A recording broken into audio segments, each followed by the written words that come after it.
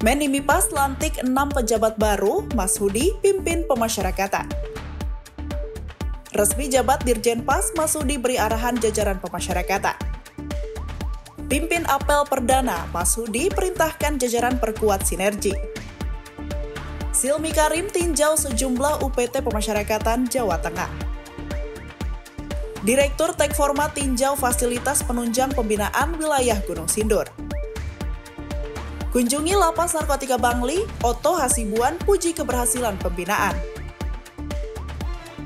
Tinggalkan masa lalu, 5 napiter Lapas Surabaya berikrar setia NKRI. Halo Sobat Pemasyarakatan, apa kabar Anda hari ini? Berjumpa kembali dengan saya Laila dan saya Asriza. Kami hadir kembali untuk menyajikan berita pemasyarakatan terkini dari seluruh wilayah Indonesia. Berbagai informasi menarik sudah kami siapkan untuk Anda. Dan tanpa berlama-lama, mari kita saksikan apa kabar pemasyarakatan selengkapnya. Dr. Andes Mas Hudi resmi nahkodai pemasyarakatan setelah dilantik Menteri Imigrasi dan Pemasyarakatan sebagai Direktur Jenderal Pemasyarakatan. Ia dilantik bersama 5 pimpinan tinggi media lainnya.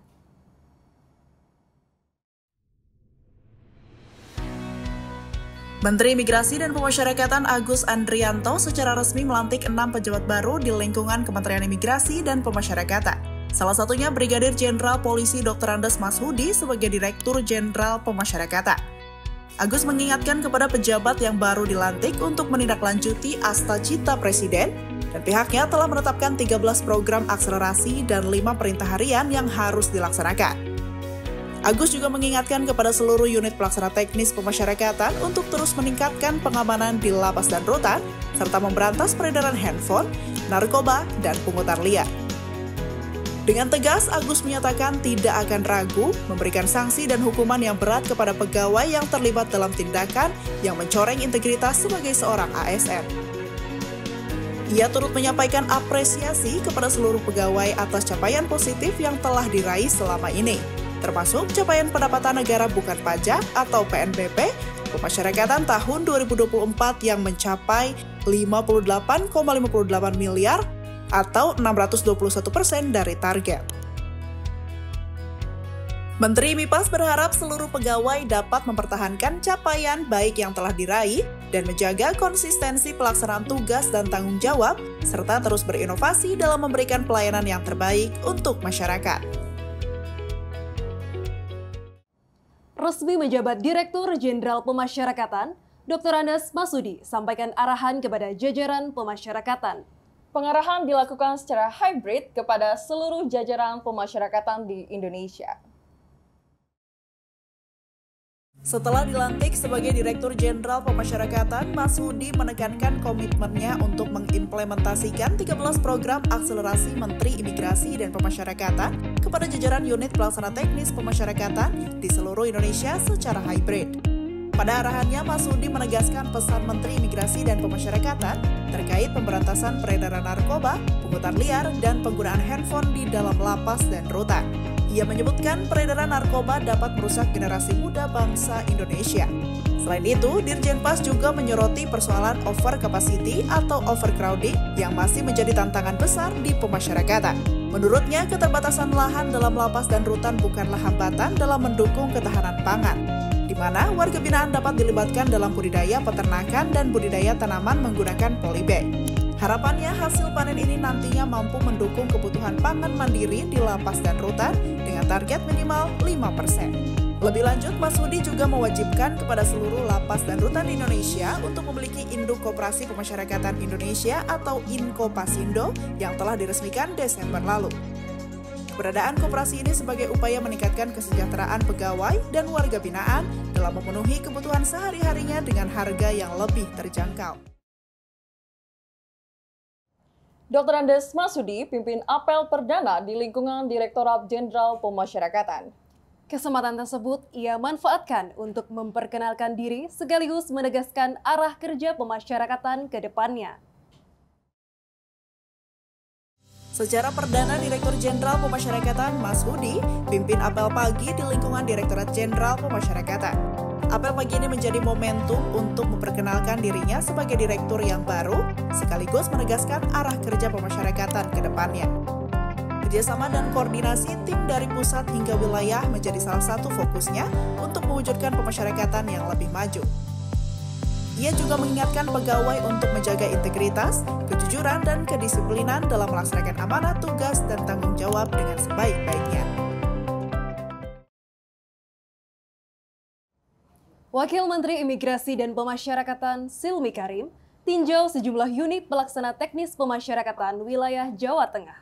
Kunjungannya tersebut bertujuan untuk melihat secara langsung pelaksanaan tugas dan fungsi pemasyarakatan di wilayah tersebut. Memastikan kelancaran penyelenggaraan pemasyarakatan, Wakil Menteri Imigrasi dan Pemasyarakatan Silmi Karim baru-baru ini melakukan kunjungan ke sejumlah UPT pemasyarakatan di Provinsi Jawa Tengah. Beberapa di antaranya yaitu Bapas Magelang, Bapas Solo, dan Rutan Surakarta. Dalam kunjungannya ke Bapas Solo dan Bapas Magelang, Silmi menyoroti kelancaran pembimbingan dan pelatihan kepada para mantan narapidana atau klien pemasyarakatan. Selain itu, Silmi juga mengimbau agar Bapas lebih aktif dalam memperluas kerjasama dengan Balai Pelatihan Kerja setempat guna menambah variasi jenis pelatihan kepada klien pemasyarakatan. Sementara di Rutan Surakarta, Silmi meninjau sejumlah fasilitas penunjang pembinaan warga binaan mulai dari dapur umum, blok hunian, hingga bengkel kerja menjahit. Ia juga mengingatkan petugas agar mendukung dan mengimplementasikan Asta Cita Presiden serta 13 program Menteri Imigrasi dan Pemasyarakatan dalam menjalankan tugas sehari-hari. Fasilitas penunjang menjadi salah satu faktor keberhasilan pembinaan warga binaan.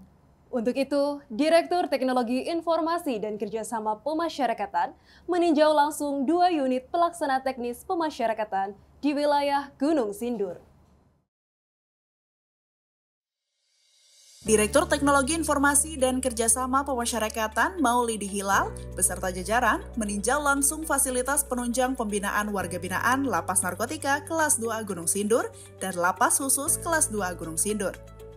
Fasilitas pertama yang ditinjau yaitu Control Room untuk melihat pemanfaatan dan perawatan teknologi dan informasi dalam proses pengawasan guna menghindari gangguan keamanan dan ketertiban. Hilal juga meninjau tempat kegiatan kerja yang memanfaatkan lahan kosong di antara Lapas Narkotika dan Lapas Khusus Kelas 2 Gunung Sindur. Di lokasi ini terdapat kegiatan penggilingan padi, budidaya perikanan, dan peternakan. Kegiatan ini telah memberikan manfaat ganda sebagai wadah pembinaan sekaligus produksi pangan. Hilal mengapresiasi kedua lapas atas keberhasilan kerjasama mengelola penggilingan padi dan menghasilkan beras dengan kualitas grade A. Beras ini tidak hanya digunakan untuk kebutuhan pangan warga binaan, tetapi juga diperdagangkan kepada masyarakat dan berkontribusi positif bagi ekonomi sekitar. Dan kemudian bukan hanya beras, juga dari dedak atau gabah yang sudah diolah tadi itu, juga bisa dimanfaatkan untuk memberikan pakan ikan. Di sini sudah ada tabung-tabung ikan, bisa untuk ikan. Kemudian juga tadi saya melihat di belakang ada peternakan ayam telur yang sehari bisa menghasilkan 250 buah telur. Tentu ini adalah satu hal yang sangat baik sekali. Kegiatan ini dilakukan kerjasama dengan pihak ketiga. Wakil Menteri Koordinator Bidang Hukum, HAM, Imigrasi dan Pemasyarakatan Oto Hasibuan kunjungi Lapas Narkotika Bangli. Kedatangannya turut disambut hangat oleh keluarga binaan dan petugas. Lapas Narkotika Kelas 2A Bangli baru-baru ini menerima kunjungan Wakil Menteri Koordinator Bidang Hukum dan HAM, Imigrasi dan Pemasyarakatan Oto Hasibuan. Dalam kunjungannya, Wamenko meninjau langsung fasilitas pembinaan di Lapas Narkotika Bangli, mulai dari bengkel kerja, argo wisata, layanan video call hingga blok hunian. Ia mengapresiasi lapas atas keberhasilannya melakukan kolaborasi dengan instansi terkait dalam mendukung program pembinaan warga binaan. Kolaborasi ini dianggap sebagai langkah penting demi pembinaan yang lebih efektif dan produktif. Kedepan, ia berharap program pembinaan akan semakin beragam melalui berbagai inovasi dan variasi program sehingga warga binaan dapat memperoleh keterampilan baru, membangun kepercayaan diri, dan meningkatkan peluang mereka untuk hidup mandiri di luar lapas. Ia juga memberi semangat warga binaan untuk mengikuti program pembinaan sebagai bekal berharga untuk kehidupan yang lebih baik setelah bebas nanti. Sejumlah napiter Lapas Surabaya berikrar setia kepada NKRI. Ikrar setia ini menjadi bukti keberhasilan penanaman nilai nasionalisme terhadap napiter.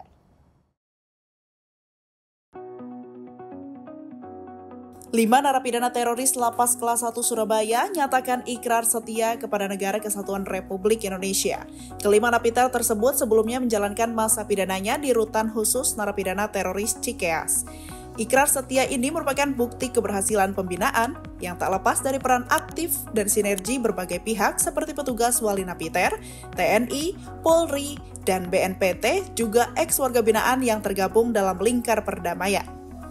Sinergi ini telah membantu proses deradikalisasi para napiter dengan memberikan pendekatan yang humanis, edukatif, dan berbasis pada pemahaman yang mendalam tentang pentingnya perdamaian dan integrasi kembali ke masyarakat.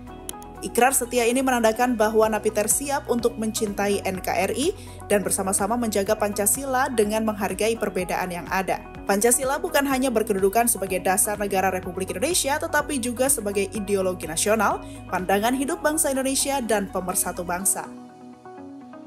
Ini merupakan suatu pencapaian yang luar biasa bagi Lapas Kelas 1 Surabaya dalam memberikan pembinaan. Karena dalam 1 tahun ini kali kedua ikrar NKRI dilaksanakan, yang mana ikrar pertama pada tanggal 18 Januari 2024 telah mengikrarkan sebanyak 9 napiter, dan kini pada tanggal 30 Desember 2024 sebanyak 5 orang napiter. Saya juga mengapresiasi kepada semua pihak tentunya keberhasilan dalam memberikan pembinaan tidak terlepas dari peran aktif sinergi dari petugas, wali napiter, TNI, Polri, BNPT, dan beserta ex-warga binaan yang kasus teroris. Sahabat pemasyarakatan, sekian berita pada episode minggu ini.